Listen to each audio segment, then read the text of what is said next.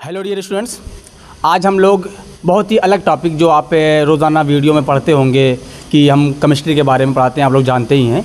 आज हम लोग थोड़ा सा अपने कुछ टीचर जो हमारे सीनियर हैं हम उनसे बात करेंगे, क्योंकि आपका बोर्ड का पेपर आना है। आपको एक आइडिया होना चाहिए कि आपकी प्रिपरेशन कैसी होनी चाहिए, किस तरीके से होनी चाहिए, इसके बारे में बात करते हैं। जैसे हमारे साथ बैठे हुए हैं हमारे बहुत ही अजीज़ दोस्त, और ये शिवली इंटर कॉलेज इंग्लिश मीडियम के टीचर भी हैं, और ये फ़िज़िक्स बहुत ज़बरदस्त पढ़ाते हैं। आप इनकी ऑफलाइन कोचिंग है, ये इनके बारे में आप खुद जान सकते हैं। और कुछ वक्त के बाद ये ज़रूर ऑनलाइन कोचिंग के लिए भी आएंगे, आपको जैसा भी होगा। हम लोग इनसे पूछते हैं कि जैसे फ़िज़िक्स अगर पढ़ना हो तो किस तरीके से पढ़ा जाए, किस तरीके से समझा जाए, ताकि आपको बोर्ड में अच्छे मार्क्स मिल जाएँ, आपका कंसेप्ट क्लियर हो। तो चलें सीधे हम लोग किसी बिना लेट लतीफ़ हुए सीधे बात करते हैं सलमान सर से। हेलो बच्चों, मेरा नाम सलमान अहमद खान है। I am teacher of physics in Shivli nature inter college. Okay, मैं आप सभी से यही कहना चाहूँगा कि देखिए, आप लोग का प्री बोर्ड अभी एग्ज़ाम होने वाला है, उसके बाद बोर्ड का एग्ज़ाम है। सबसे पहले बात करते हैं कि आपका सिलेबस क्या है। सिलेबस के बेस पे अगर आप तैयारी नहीं करेंगे तो आपको प्रॉब्लम होने लगेगी। पहले आप पता करिए कि आपका सिलेबस क्या है, आप किस बोर्ड से हैं। हर बोर्ड का एक पर्टिकुलर सिलेबस होता है। यूपी बोर्ड का 30% रिड्यूस है, सबको पता ही है।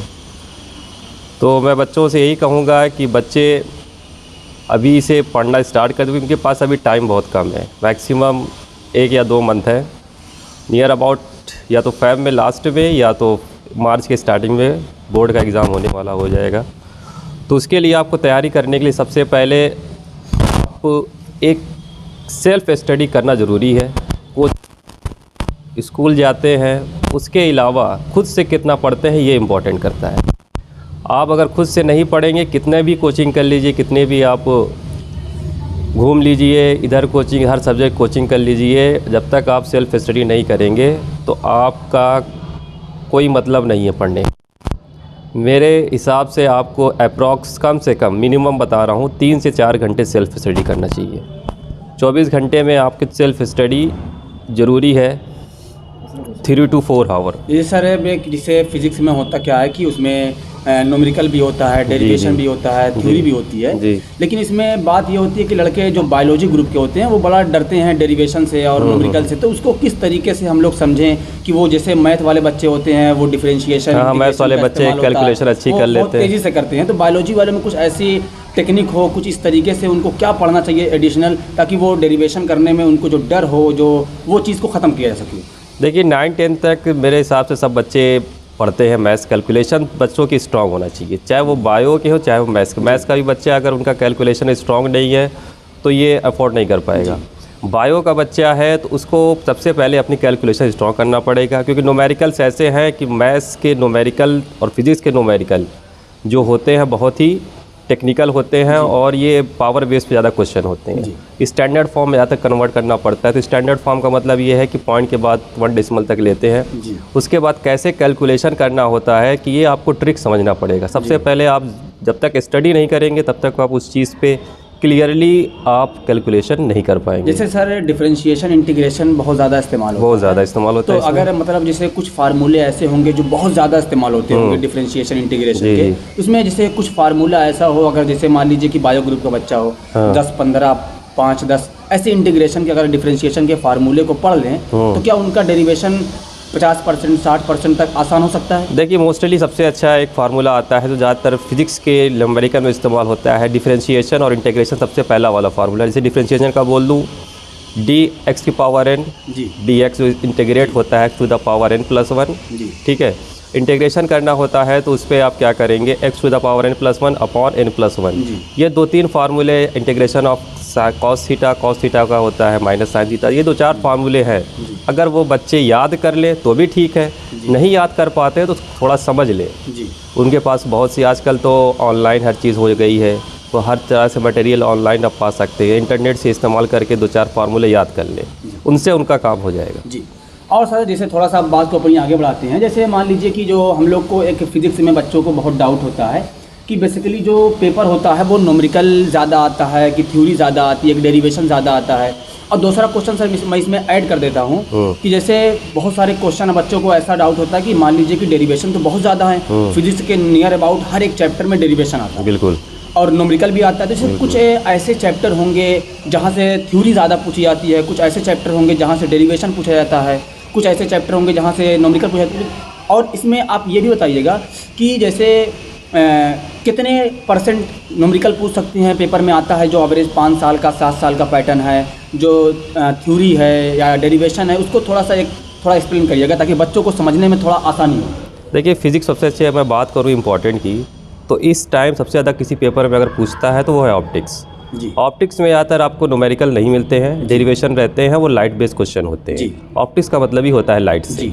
उसमें आपको 15 से 18 नंबर का नंबर गेन कर सकते हैं सिर्फ ऑप्टिक्स से ही। ऑप्टिक्स में 2 चैप्टर होता है, एक optics, wave optics, particle optics, ये 2 तरह के होते हैं। तो वो लड़का अगर कायदे से उस चैप्टर को पढ़ लेगा तो 18 से 15 नंबर तक गेन कर सकता है। जी।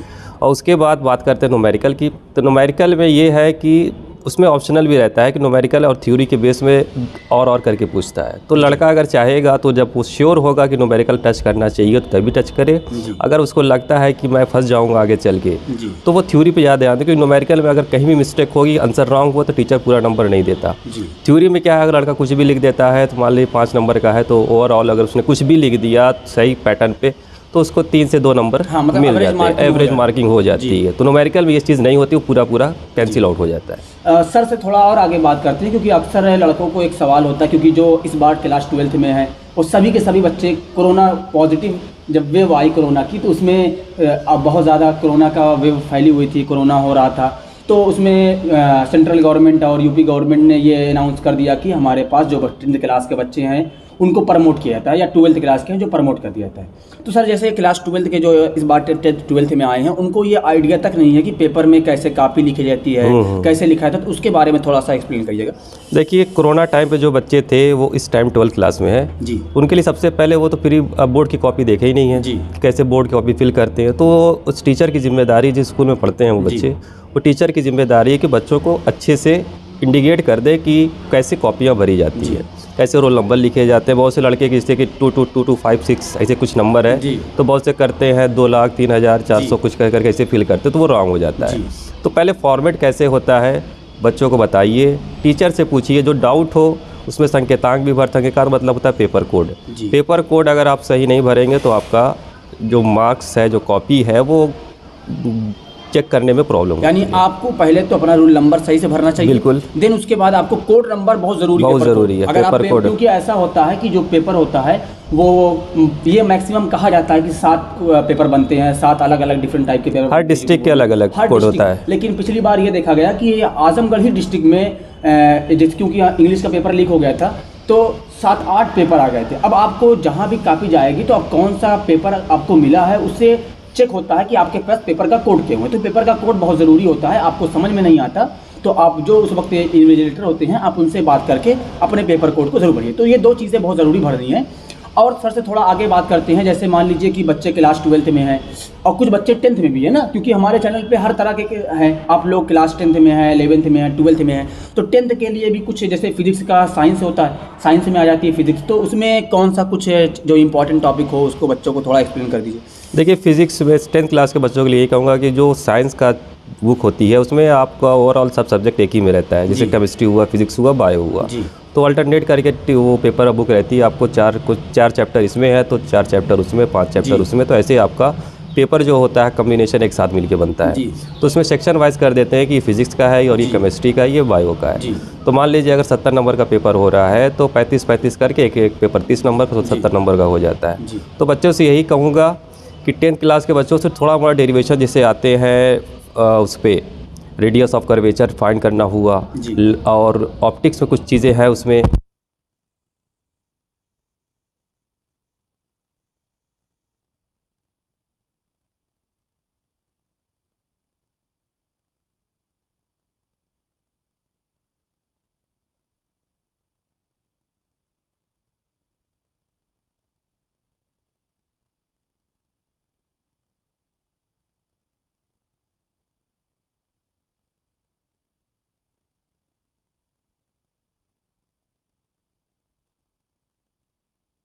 पे है, क्योंकि आप ऑफलाइन भी पढ़ाते हैं, जो आजमगढ़ के आसपास के बच्चे होंगे फिज़िक्स की कोचिंग करना चाहते हैं तो जाके एक बार उनके यहाँ से देखें, और ख़ासकर जो शिवली इंटर कॉलेज के होंगे वो तो सर को बहुत अच्छे से जानते होंगे।